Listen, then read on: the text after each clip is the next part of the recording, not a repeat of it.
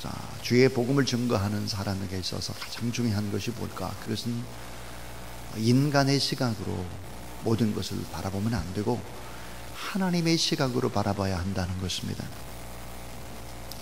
이 고린도서 6장 9절부터 10절에서 인간적인 시각으로 바울이 스스로를 바라봤을 때 이렇게 고백을 합니다.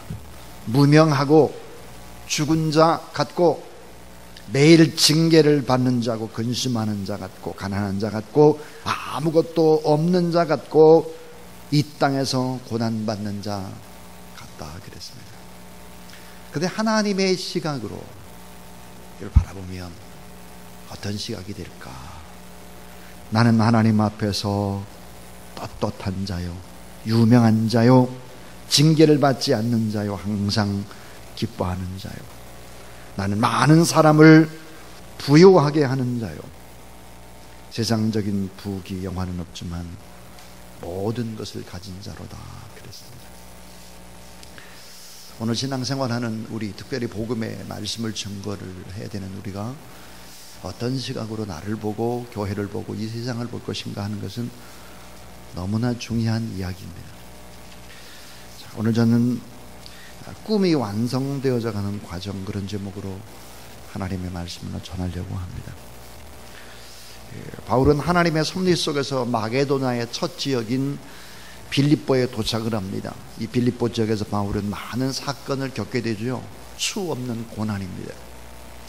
참 이상스럽게 아름다운 꿈을 완성해가는 하나님의 꿈을 위해서는 고난의 과정이 필수라고 하는 것을 보여줍니다. 오늘 성경 본문은 대단히 극적인 장면들이 연출이 되고 있습니다. 처음에는 알 수 없는 여러 가지 복잡한 고난의 일들이 계속해서 물밀듯이 밀려듭니다. 그런데 후에는 보면 축복과 기적으로 역전이 되고, 그리고 유럽 복음화의 기초를 놓는 것을 보게 됩니다. 인간의 이성을 초월하시는 하나님의 역사, 인간의 상식과 육체의 한계를 뛰어넘는 하나님의 기적이 고스란히 나타나고 있는 그런 하나님의 말씀입니다. 자, 오늘 네 가지를 생각해 보려고 합니다. 자, 꿈이 완성되어가는 과정 속에서 첫 번째 이야기는 바울이 당하는 고난입니다. 바울이 당하는 고난. 여러분이 이미 잘 알고 있습니다. 오늘 이 본문에 대해서. 이 바울이 빌립보에서 기도하러 가는 길에 귀신 들려 점을 치고 있는 한 여자를 발견하고 귀신을 쫓아내고 고쳐줍니다. 자, 귀신에 사로잡혀서 점을 쳐주고 이상한 짓을 하는 여정을 보고 예수님의 능력으로 고쳐주고 깨끗한 정신으로 돌아가게 했는데 문제가 생긴 거죠. 귀신 들린 여종이 제정신으로 돌아가 그 주인은 화가 났습니다. 점을 치지 못하기 때문이죠. 이 주인이 화가 나서 바울과 실라를 관원들에게 가서 고발을 하게 되고, 그리고 이유 없이 많은 어려움들을 겪게 되는 것이죠. 참 대단히 모순입니다.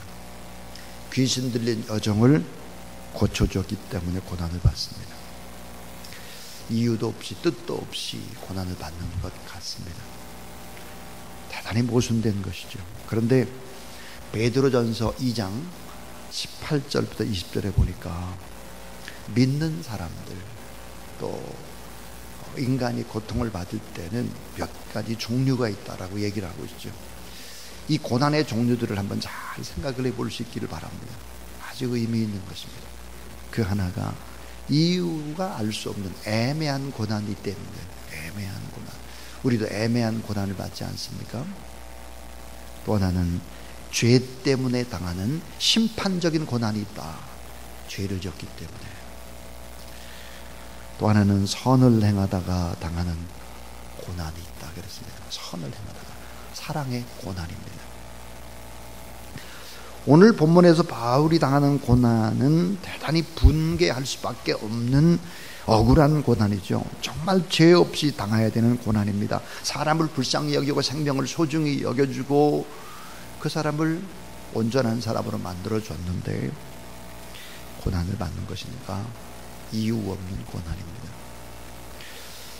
근데 우리는 애매한 고난도 있고 심판적인 고난도 있고 선을 행하다 고난을 받기도 하고 이유 없이 고난을 받기도 하는데, 사실은 예수 그리스도를 믿는 우리는 어떤 고난을 받아야 되느냐? 자발적인 고난입니다. 자발적인 고난. 이 일을 하면 틀림없이 어려움을 당할 것인데 고난의 자리로 뚜벅뚜벅 걸어 들어가는 거죠. 바울이 그랬습니다. 자, 오늘 온 무리가 합세해서 이런 바울을 공격합니다. 한 사람이 아니라 많은 무리가 공격을 했다 그래요. 옷이 다 찢겨져 나갔습니다. 알몸으로 수없이 매질을 당하고 말았죠. 자, 오늘 이 사도행전 16장 22절부터 23절은 이렇게 기록을 합니다. 무리가 일제히 일어나 송사하니 장관들이 옷을 찢어 벗기고 매로 칠하여 많이 친 후에 그랬습니다. 일제히 공격을 한 것입니다. 바울과 실라를 끌고 간 곳은 광장이었습니다. 많은 사람이 보이는 앞에서 옷을 찢기고 두들겨 팬 것입니다. 그것도 알몸으로 구타를 당했습니다. 그리고 나중에는 옥에 갇히는 고난입니다. 23절 24절에 보니까 많이 친 후에 옥에 가두고 간수에게 분부하여 든든히 지키라 하니 그가 이러한 영을 받아 저희를 깊은 옥에 가두고 그 발을 착고에 든든히 채웠더니 그랬습니다. 깊은 감옥에 갇히게 된 것이죠. 자, 옷은 다 찢겨져 나갔습니다. 몸은 두들겨 맞아 피투성이가 된 거죠. 깊은 감옥에 갇혔습니다. 발은 착고에 차였습니다. 쇠고랑에 차였습니다. 밤은 점점점 깊어만 갑니다.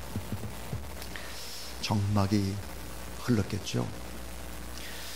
주님을 위해 살겠다고 열심히 뛰고 또 뛰고 복음을 증거한다고 했는데 이런 시련을 만난 것입니다. 만약 여러분이 바울의 입장에 있다면 어떻게 반응할까요? 스스로 한번 생각해 보십시오. 아마 이런 분들도 있지 않을까. 눈물 흘리고 어머니 생각, 고향 생각, 친구 생각, 하나님을 원망하고 또 서러움, 이런 밤을 보내지 않을까. 참 하나님 너무하시네. 내가 정말 주의 복음을 위해서 지금까지 산다고 살았는데 이게 뭐냐고 아마 원망하고 불평하지 않을까. 제 스스로 생각해보면 그럴 것 같습니다. 그러나 바울은 그렇지 않죠. 하나님의 큰 사랑과 은혜 때문에, 그 너무나 큰 사랑과 은혜를 이미 받았기 때문에, 그리고 최선을 다하기 때문에 원망과 불평이 없습니다. 후회와 유감이 없습니다.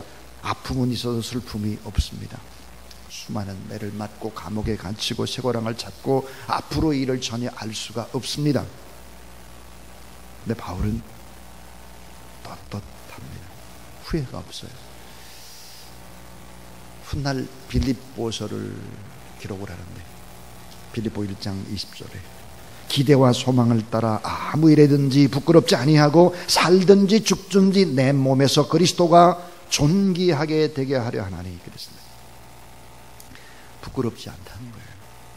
하나님의 은혜와 하나님의 사랑을 이미 받았기 때문에 부끄럽지 않다. 살든지 죽든지 마시든지 먹든지 무엇을 하든지 자기는 기쁘고 감사하다고 고백을 합니다. 제가 종종 이런 얘기를 합니다. 사역을 할 때는 목숨을 걸어야 된다. 목숨 걸어야 합니다. 왜 목숨을 걸어야 되냐? 소극적으로는요, 아주 소극적으로는 억울하지 않기 위해서입니다. 열심히 사역을 하면 억울하지 않습니다. 내가 무슨 소리를 들어도 억울하지 않습니다. 이겨낼 수 있습니다. 근데 빈둥빈둥하고 최선을 다하지 않으면 어때요? 나중에 억울해져요. 이게 또 하나, 하나님의 복음을 위해서, 교회를 위해서, 하나님의 영광을 위해서 적극적으로는 더 그렇게 몸을 던져서 헌신해야 합니다.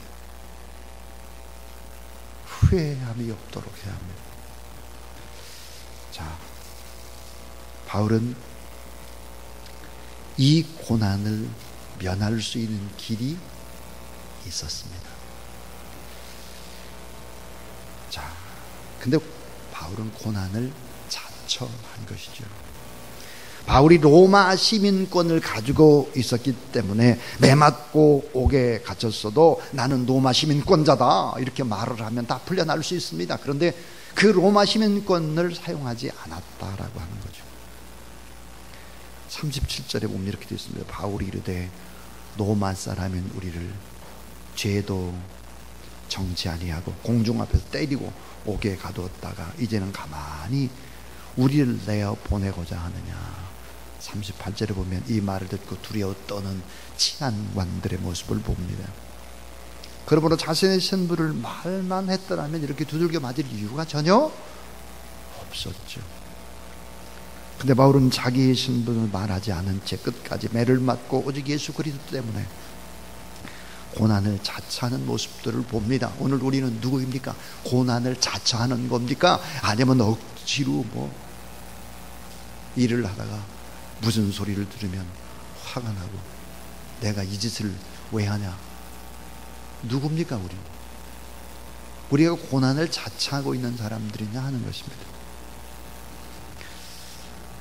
만약 우리가 바울의 입장이었다면, 만약에 우리가 힘을 가지고 있는 사람이었다면 우리는 어땠을까를 돌아봐야 합니다.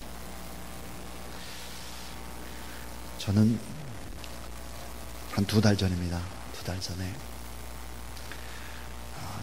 새벽 기도 이제 종이 울렸습니다. 근데 조금만 더 자자 하다가 좀 더 잔 겁니다. 보니까 이게 딱 10분밖에 안 남은 거예요. 10분. 5시 반에 예배가 시작이 5시 20분입니다. 이거 어떡하냐. 그래가지고 우리 집사람이 막 밟았습니다. 막 밟고 그래가지고 문정 고등학교까지 왔는데 가락시장 쪽에서부터 이게 경찰차가 쫓아온 거죠. 그냥 너무 바쁘니까 이것도 모르는 거예요. 문정고등학교 앞에 딱 경찰이 그러는 거예요. 아니 도대체 무슨 일 때문에 이렇게 달리냐고.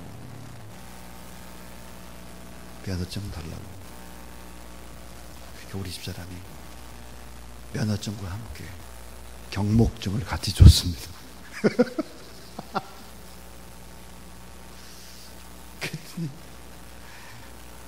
교통경찰이 경목이시군요.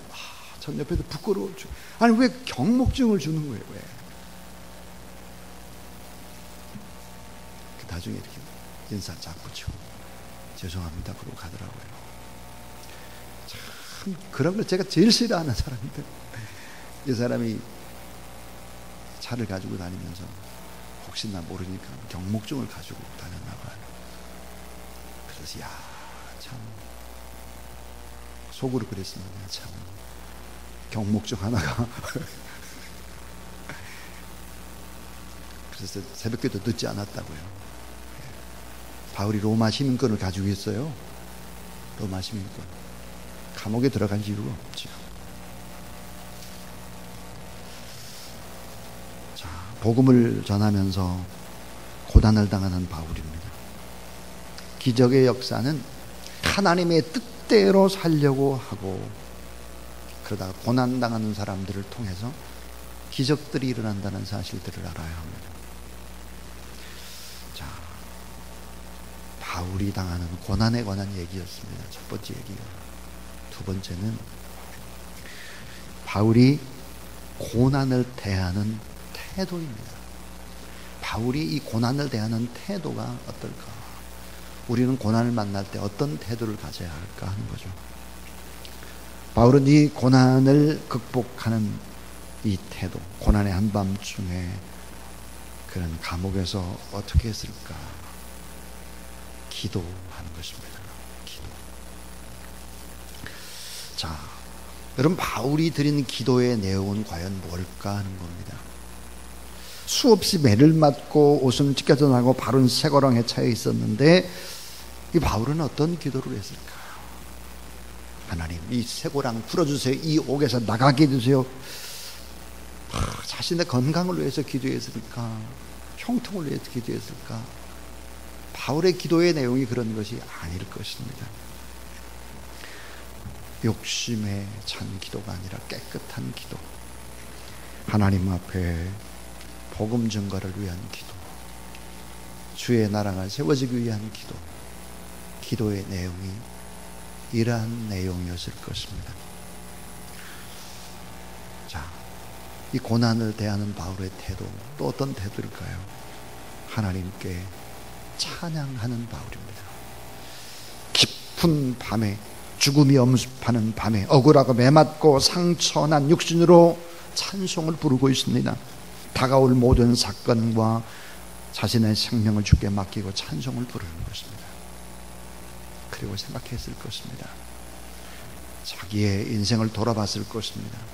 하나님의 은혜와 하나님의 사랑 때문에 자기가 사도가 된 것, 자기는 교회를 핍박하고 예수를 핍박하고 믿는 사람들을 죽이고 스데반을 죽일 때도 그 자리에 서 있던 살기등등한 자기의 변화된 과정들을 생각했을 것입니다. 사도가 되고 종이 되어 순교까지 각오하고 매맞고 옥에 갇히는 그조차도 기뻐서 하나님 앞에 찬송하고 있는 것입니다. 바울이 어떤 마음으로 어떤 찬송을 했을까요? 바울이 이런 찬송을 하지 않았을까요? 하나님 참 너무 감사해요. 하나님 참 고맙습니다. 저 같은 죄수 괴인이 주님의 이름으로 매맞을 수 있음이 너무 감사하고, 주님의 복음을 증거하다가 옥에 갇히는 것이 너무너무 기쁩니다. 하나님 앞에 영광 돌립니다. 잘 치셨습니다, 매를. 주님을 위해서. 이런 찬송, 이런 기도였을 것입니다. 성경에 보면 예수님께서 찬미했다, 찬송했다는 단 한 번의 기록이 나옵니다. 예수님이 어느 때 하나님을 찬미하며 어느 때 하나님을 찬송했을까 하는 것입니다. 모든 일이 잘 되어져 갔을 때, 기쁜 일이 있었을 때 찬송했을까? 그렇지 않습니다. 예수님께서 제자들과 마지막 만찬을 나눈 뒤에 하나님을 찬미하며 겟세마네 동산에 갔다 그랬습니다. 십자가를 져야 하는 그 밤입니다. 고통을 받을 수밖에 없는 그 밤입니다. 죽음의 불길한 그림자가 점점 다가오고, 제자들은 전혀 예수 그리스도의 죽음을 알아차리지 못하는 그 안타까운 밤에 하나님을 찬미한 것입니다. 자, 또 하나 이 고난을 대하는 바울의 태도가 뭐였을까? 하나님께 감사하는 것입니다. 감사. 불평불만이 없고 고난 중에도 주의 의를 지키며 하나님 앞에 감사하고 있는 것이죠. 우리 고난을 만났을 때 어떤 태도일까? 우리가 돌아봐야 합니다. 세 번째 이야기는 바울에게 임한 기적입니다. 바울에게 임한 기적. 근데 그 기적의 순서를 잘 봐야 합니다. 기적의 순서. 자, 고난 중에 하나님께 기도하고 찬송하고 감사할 때 기적이 일어나게 되는데, 자, 옥문이 열리고 쇠사슬이 풀어진 그 사건, 그 자체보다 더 중요한 사건이 하나 숨겨져 있습니다. 그건 뭘까요? 바울의 마음속에 일어난 기적입니다. 바울의 마음속에 일어난 기적. 기적이라고 하는 것은 우리의 마음속에서부터 시작되는 것이다 하는 거예요. 자, 바울의 마음속에 이미 기적이 일어났다. 바울은 원망할 수밖에 없는 그런 환경에서 감사하고 울며 애통할 수밖에 없는데 감사하고 찬송하고 절망할 수밖에 없는 밤인데 하나님 앞에 감사하는 거죠. 이 자체는 벌써 심령의 기적이 일어난 것입니다. 여러분, 기적은 어디에 시작이 될까요? 우리 가슴입니다. 우리의 가슴에서부터, 우리의 생각에서부터 잘 될 거다, 하나님이 일하실 것이다, 하나님이 역사한다 라고 믿고 생각해야 하는 것이죠. 기적은 바로 거기에서 시작이 되는 거죠. 심령의 기적이 있어야 돼요. 심령. 그 다음에 기적의 순서는 옥토가 움직이고 문이 열리고 결국은 지진을 사용하시는 거죠. 하나님이 환경이 변화되는 기적입니다. 자, 환경이 변화되고 그 다음에 기적의 순서는 영적인 기적입니다. 복음이 전무되는 것이죠. 큰 지진으로 옥토가 움직이고 문이 다 열리고 모든 사람이 쇠고랑에 다 벗어나고 간수들이 놀래서 죄수들이 도망한 줄 알고 검을 빼서 자결하려고 할 때 바울이 외친 것입니다. 내 몸을 상하게 하지 말라. 우리가 다 여기 있다. 그리고 주 예수 그리스도를 믿으라. 그래야만 너와 내 집이 구원을 받을 수 있다라고 복음을 전가하는 것이죠. 이 복음을 전하는 기적, 바로 간수들에게 복음을 전하고 그 온 가족들에게 복음이 증거되는 것입니다. 자, 이제 마지막 네 번째 이야기입니다. 네 번째 이야기는 하나님의 꿈이 이루어지는 기적입니다. 하나님의 꿈이 이루어지는 기적. 자, 바울에게 임한 기적, 역전의 기적, 하나님의 꿈이 이루어져요. 32절과 33절의 주의 말씀은 그 사람과 그 집에 있는 모든 사람에게 전하더라. 33절, 자, 밤 그 시에 간수가 저희를 데려다가 그 맞은 자리를 씻기고 자기와 그 권속이 다 세례를 받은 후 그랬습니다. 그러니까 간수와 기쁨을 나누는 바울입니다. 간수와 기쁨을 나눕니다. 역전됐습니다. 두들겨 패던 간수가, 때렸던 간수가 바울과 실라의 상처를 씻어주고 약을 발라주는 사랑의 관계로 바뀌게 되는 것입니다. 바울과 실라의 상처를 싸매주면서 간수들은 무슨 말을 했을까? 바울에게 상상을 해보십시오. 약을 발라주면서 이 간수들이 바울과 실라에게 무슨 말을 했을까? 성경은 기록하고 있지 않지만 충분히 상상해 볼 수 있습니다. 자, 예수 그리스도가 함께하는 그 자리에는 원수가 친구가 되고 증오하던 자가 사랑을 나누는 자로 관계가 바꿔질 수 있다는 것이죠. 하나님의 꿈이 이루어지는 기적은 여기서 끝나지 않습니다. 온 가족들이 다 세례를 받습니다. 자, 한 영혼이 예수 그리스도를 믿는 것도 기쁜 일인데 간수들과 그 집의 모든 가족들이 다 예수 그리스도를 믿는 이 기쁨, 놀라운 역전입니다. 또 하나, 온 가족들과 바울이 크게 기뻐했다 그래요. 34절에 보니까 저희를 데리고 자기 집에 올라가서 음식을 차려주고 저와 온 집이 하나님을 믿었으므로 크게 기뻐하니라. 큰 기쁨, 잔치를 합니다. 잔치를. 기적은 여기서 끝나질 않죠. 빌립보 교회가 개척되는 기적입니다. 교회가 개척됐습니다. 자, 루디아의 집은 하나의 교회가 되고 빌립보 교회를 개척하는 동역자를 얻게 되고, 그리고 유럽 최초의 교회가 되고 유럽 복음화의 기초석이 되는 것입니다. 바울이 훗날 마게도냐에 있는 이 빌립보 교회를 수없이 칭찬하는 성경을 볼 수 있습니다. 빌립보 2장 12절에 따라하세요. 이러므로 나의 사랑하는 자들아, 이러므로 나의 사랑하는 자들아 그랬습니다. 빌립보 2장 17절은 이런 놀라운 얘기를 합니다. 만일 너희 믿음의 제물과 봉사 후에 내가 나를 관제로 드릴지라도 나는 기뻐하고 너희 무리와 함께 기뻐하리니 이와 같이 너희도 기뻐하고 나와 함께 기뻐할 것이다 그랬습니다. 내가 너희를 빌립보 교회를 위해서라면 나는 나를 관제로 드릴지라도 기뻐한다. 그런 관제라는 것이 무엇인지 잘 아시잖아요. 양을 잡아가지고 피를 받아가지고 피를 뿌리는 것입니다. 이 말은 빌립보 교인들을 위해서 나는 피를 다 쏟아부어도 나는 기뻐한다. 이 바울의 엄청난 고난을 통해서 개척된 이 교회와 교인들을 이렇게 사랑하고 사모하고 기도하며 감옥 속에서도 기뻐하라, 이렇게 권면하고 있는 것입니다. 로마의 감옥에 갇혀 있으면서 훗날 빌립보서를 쓰면서 그렇게 기뻐하도록 얘기하고 있는 거죠.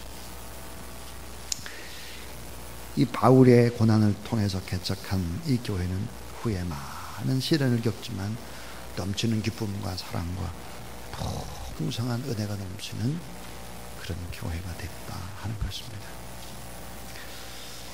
자, 고난을 당해도 하나님의 뜻을 기리며 참고 견디는 것이 수동적인 것이죠.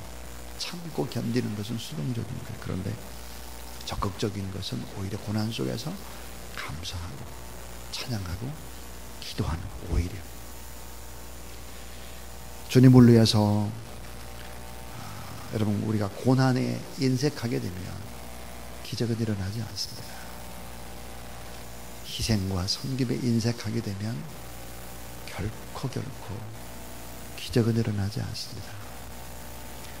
원망해야 할 시간에 감사하고, 울어야 할 시간에 기뻐하고, 절망할 시간에 감사 찬송을 부르는, 그리고 기적이라는 것은 언제나 우리의 심령, 우리의 생각 속에서 일어나야 하는 것입니다. 그것이 기적의 시작입니다. 시작. 환경이 바뀌어서가 아닙니다. 내 마음, 내 생각, 이것이 하나님 앞에 환경이 바뀌어지게 만들고 또 하나님의 꿈을 이루어져가는 하나의 과정이 될 수 있다 하는 것입니다. 아까 제가 설교의 서론에서 고린도서 9장 6장 9절부터 10절 바울의 삶을 인간의 시각으로 보면 그는 무명한 자여 죽은 자 같고, 매일 징계를 받는 자 같고, 근심하는 자 같고, 가난한 자 같고, 아무것도 없는 자고, 이 땅에 고난받는 자 같다.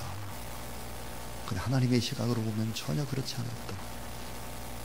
하나님 앞에서 떳떳하고 유명한 자고, 징계를 받지 않는 자고, 항상 기뻐하는 자고, 많은 사람을 부유하게 하고, 세상적인 부귀 영화는 없지만 모든 것을 다 가진 자다. 가장 소중한 복음을 가졌고 하나님을 소유했기 때문이죠. 하나님의 꿈이 이루어져가는 과정, 이런 과정들을 통해서 하나님의 꿈이 현실로 드러나기 시작한다 라는 것입니다. 잊지 마십시오. 어제 절강성 온주에서 신학을 한 사람들이 MDB 학위를 받았습니다. 보통 신학을 10년을 한 사람도 있고 적어도 7년씩은 다 했습니다. 신학을. 그래서 온전하게 해서 어제 졸업식을 하게 되는데 저에게는 참 큰 감동이었습니다. 물론 제가 두 과목을 다 가르친 제자들이기도 하고, 또 그것보다 훨씬 더 한 30여 년 전으로 거슬러 올라갑니다. 30여 년 전 가난한 빈민촌에서 꿈을 꿨던 그런 사람들이 다 교수가 돼 있더라고요. 교수가, 현직 교수가 돼 있었습니다. 그래서 같이 중국 사역을 또 하는 거죠. 현직 교수가 돼요.